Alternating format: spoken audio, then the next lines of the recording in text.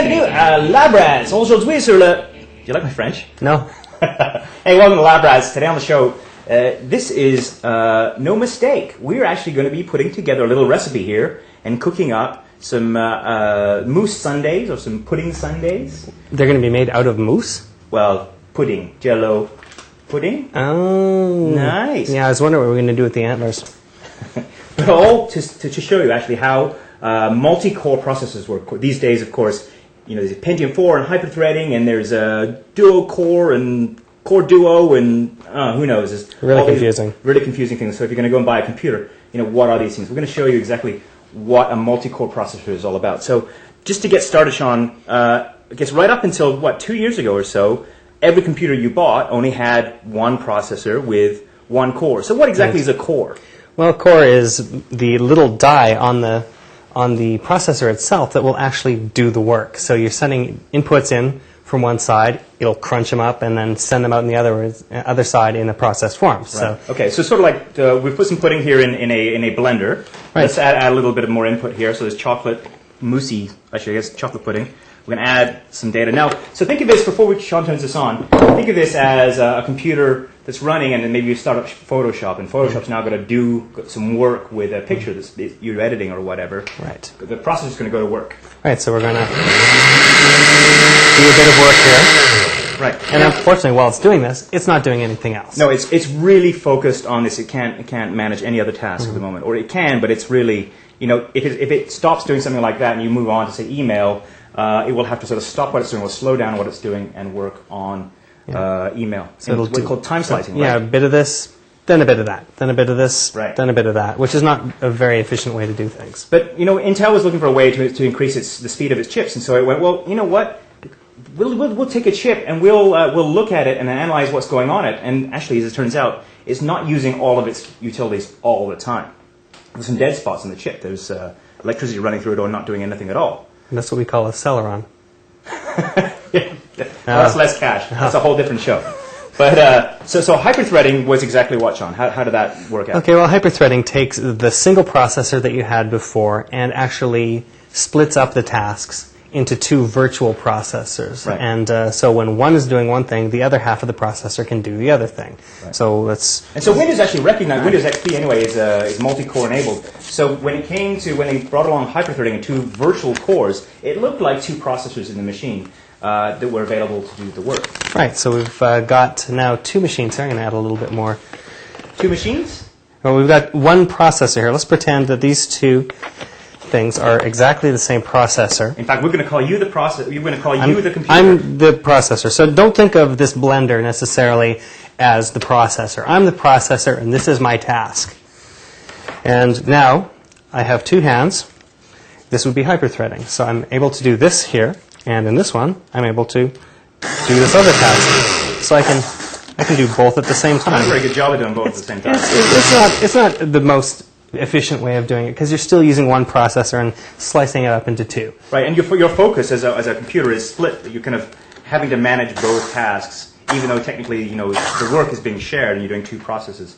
Right. You're going to get it all over the place. So you can do it more efficiently than you did it before. Right. But it's still not fantastic. Right. So Intel said, okay, well that's really good. That improves things. It makes life better. But why don't we put two cores inside of a chip? Mm-hmm. So how do they do that? Well, now you're going to be the second core right. on this. So now you've got, instead of the one physical die on the processor, you've got two. And they're sending data in separately and sending it out separately. So these two processors are now not even related to each other. It's bananery.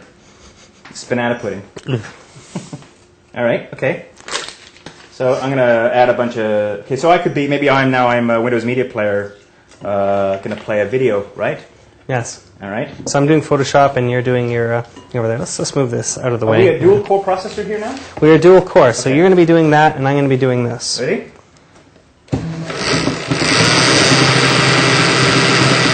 You're getting much closer to our Sunday.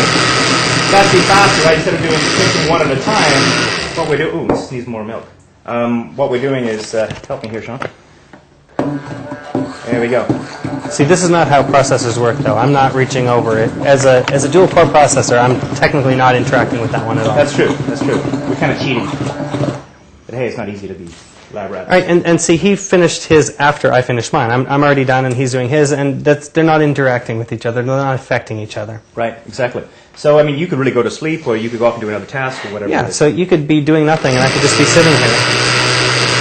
Right. But, you know, why limit it to 2 cores when you could do two virtual cores, for example? So let's do that. Okay. How can we do that? How can we demonstrate that? Now it would be the same as hyperthreading before, so you've got dual core hyperthreading. Right, so you're a core and I'm a core. And we're both going to be hyperthreading. Okay, all right. So you're going to need something in here. Here, okay, well, we've got some really tasty Dream Whip here, so let's dump that in. More Dream Whip. That's, well, you know that's going to happen sooner or later. So let's add that in there. And just for the sake of fun, why don't we throw a banana in there? Bananas, I love bananas. All right.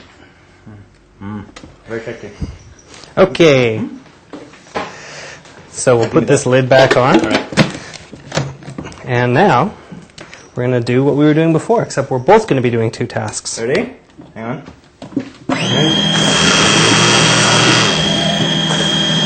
Hey, it's not working. You're not doing any tasks here. I know.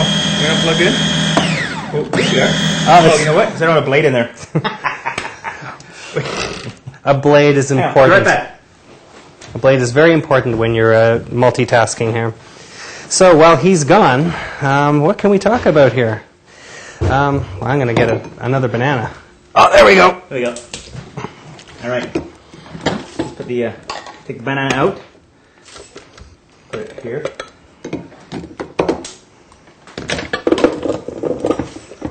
Okay, take the banana out of my wine. All right. Okay. All right, so you ready?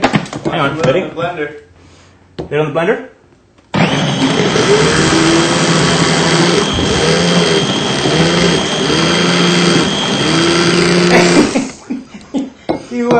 Sean, what's this?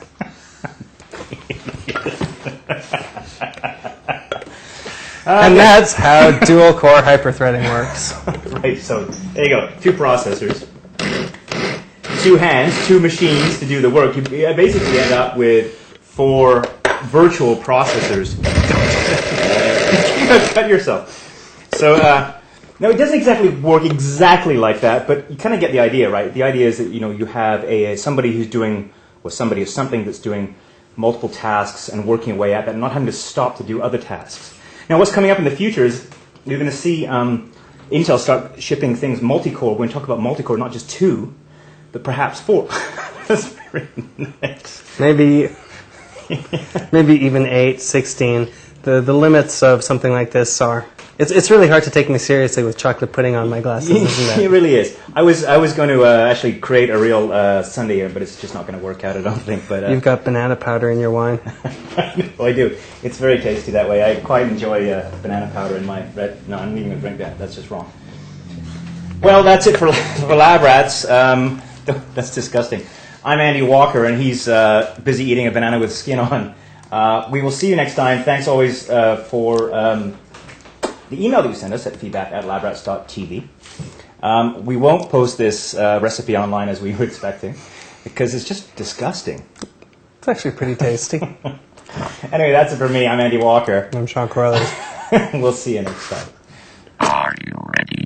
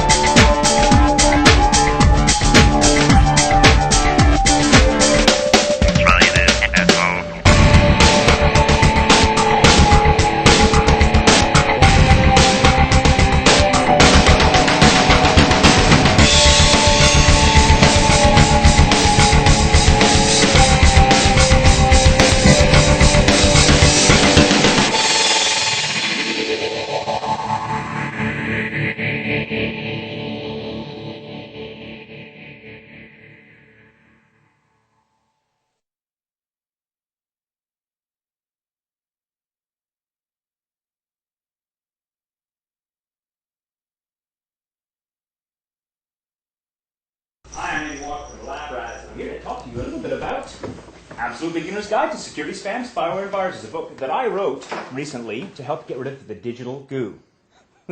Much like annoying people like Sean, viruses can really clone up your hard drive. So what I did with this book is I actually show you how to remove spyware and spam and other nastiness that sort of looks like this in sort of the human form. Very easily using free software. So I hope you'll consider buying a copy. No. Get out of here. Go buy my book before Sean gets out of control. Check it out at the local bookstore. Now, back to work.